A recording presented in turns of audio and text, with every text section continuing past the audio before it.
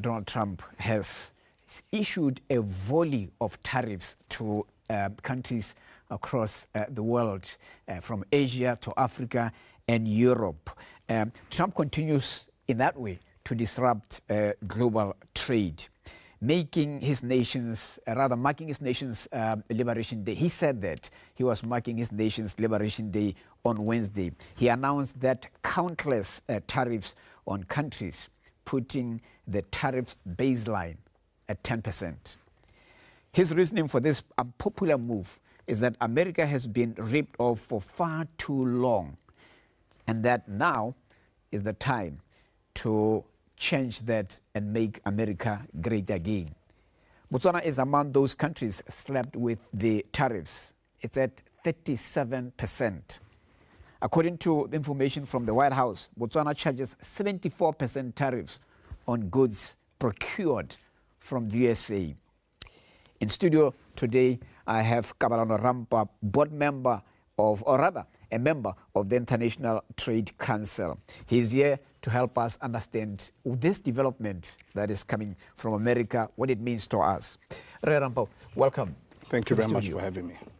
Let's start with looking at these tariffs, the implications of this decision by President Donald Trump for Botswana, raising tariffs to 37%, unprecedented, at least in our country, in our trade or relations with America. Very, very true, very true. And before we start, I just want to explain what it means with a simple example. Because these tariffs are just basically taxes or extra taxes that are going to be put on products coming from Botswana to the US. So if, for example, we sell a diamond to the US for 1 million pula, it means now it's going to be sold at 1.37 million pula, which means an extra 370,000. This basically means diamonds are going to be more expensive, less diamonds are going to be sold, mines are not going to be able to be as profitable as possible, which leads to job losses, job cuts, and a constriction of the economy. But it's not all doom and gloom, as a lot of economists around the world have seen, is that these actual tariffs and the numbers that the US administration used are not actual tariffs that the countries have imposed in the US, rather trade deficits. Which what it means is that the US is buying more from these countries than these countries are buying from the US. So in just an example that I could give, which is Lesotho, which has one of the largest tariffs put on them, which is 50%, is because Lesotho is primarily a textile-based country. They produce a lot of textiles, they produce a lot of jeans. In fact, one of the largest American brands, Levi Jeans, is produced in Lesotho and exported to the US. This is because Lesotho has a low labor cost. A lot of them are factory workers. But in turn, these factory workers cannot be able to afford to buy American-made cars or Teslas, for example, because obviously electric cars are expensive and you need an electric grid. So as a result, Lesotho exports more than it imports from America, hence the deficit. So when we look at it from that perspective, we do notice that the American administration is actually using this as a strategy to call other countries to the negotiation table to come and see how they can negotiate new, fair and equitable trade deals. In fact, we saw yesterday that the Lesotho government is actually putting together a delegation to be able to go to Washington to negotiate these trade deals. So I would definitely encourage our governments to follow suit. Okay. Let me ask you that. Lesotho is, predominantly what they export to the USA, as you said, is textile. Yes, that's But correct. Isn't that surprising then, the reaction by America surprising, given that they're doing that through AGOA, they're benefiting from AGOA. Wasn't that designed specifically to improve trade relations between the two countries? Definitely. It was designed for that. And it's not just Lesotho, even all around the world. For example, Cambodia, which has one of the highest tariffs placed on them in the world, basically exports cheap produce, farm produce from Cambodia to the US. And then you cannot expect the same farmers who, produce cheap farm produce to be able to buy very expensive machinery from the US to Cambodia. So it's in the same line where basically these are not tariffs that countries have put on the US, but rather deficits. And the U.S. administration is well aware of this. So we really have to, dig deeper and see that this is more of a strategy for the U.S. to be able to bring all countries to the negotiation table and start renegotiating better trade deals. So this is reconfiguring trade relations, global trade relations. Very true. Let's come back to Botswana then. This trade deficit between Botswana and the USA, as they say it, how is it going to be, or where does it lie? So it lies in the sense that, as we know, our biggest exports to the U.S. is diamonds. Yeah. And we export diamonds to the U.S. But then we don't particularly directly import from the U.S. We then import from our neighboring country, South Africa, and other countries around, goods that might have come from the U.S. And as a result, we have a deficit with the U.S. But having said this, a good advantage that we have with this particular stance that the U.S. has put is that they're looking for countries that have industries that can be exported to the U.S., like manufacturing. But then our largest industry is mining, which is an extractive industry, which cannot be exported to the U.S.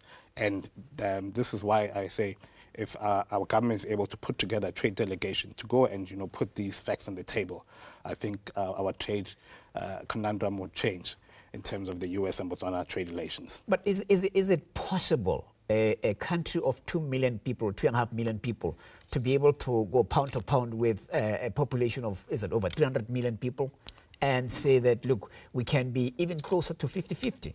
Very true. It's definitely impossible. And that's why are all part of the African Union, as you know, and different trade blocs like the SADC bloc and the SACO bloc. So definitely it would be advisable for us to also go and negotiate in terms of trade blocs, and which also makes sense because the African economy as a whole is mainly based on extractive industries, which is raw materials and minerals. So going as a trade bloc or as a continent will definitely make sense for us as Botswana. Mm-hmm. Mm-hmm. And then now, does that present the situation as it is today? Does it present any opportunity for Botswana in terms of relations trade-wise with the USA? It definitely does. It definitely does. As you know, we are a landlocked country, but our vice president has since explained to us that he wants us to be landlocked and land-linked and not just landlocked, which means we'll be able to have ports in different countries that are directly linked to Botswana. This would then give us direct access to be able to trade with the U.S. instead of trading with our neighboring countries that trade with the U.S.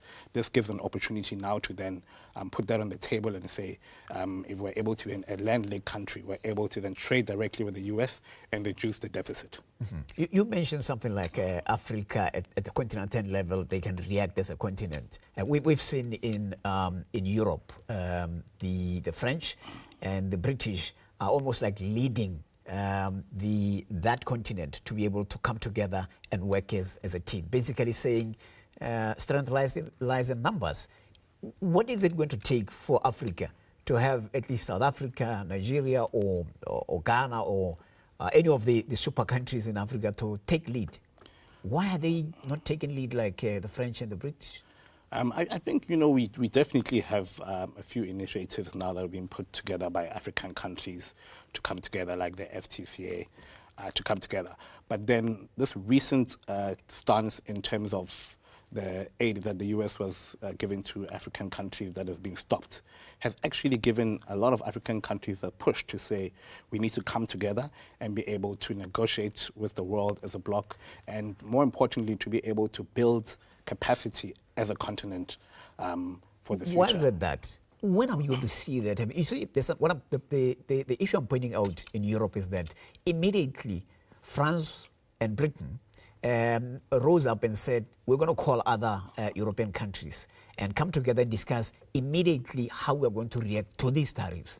What I'm asking is that we're not seeing that, at least even in the region like COMESA or SADC. What does it take to have one country rising and leading, providing leadership? You would have thought South Africa, at least in SADC, will rise up.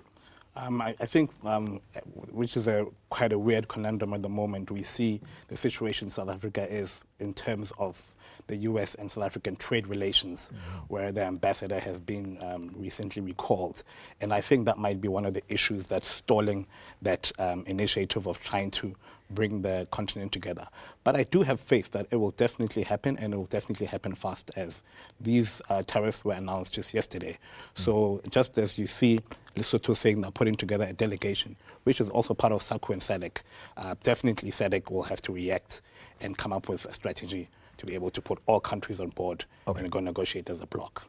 What is the International Trade Council, the organization that you are a member of? What role can it play to, let's say, to make the situation not as devastating to small countries like Botswana, Lesotho, and Cambodia? I think the International Trade Council, just like a lot of international bodies that are linked to the UN, like the World Trade Organization or UNCTAD, will be able to, at least at a grassroots and a country level, to provide data and provide support for different organizations within the country, not just government organizations, but also private organizations that deal in the trade space, to be able to come together. Because we should remember, countries trade within themselves and with regions and other regions too, which means that these bodies are the ones that facilitate this type of trade through access of data, through advisory resources, and also through being able to give access to different governments or different countries that can actually assist other countries. So these organizations like the International Trade Council are actually a platform for smaller countries like us to be able to engage in bigger negotiation deals that otherwise we wouldn't be able to do as a country. Now, let's just wrap it up this way. Trump says that he wants to make America great again. How is this going to make America great again? Or is it going to? He definitely wants to bring back manufacturing into the country.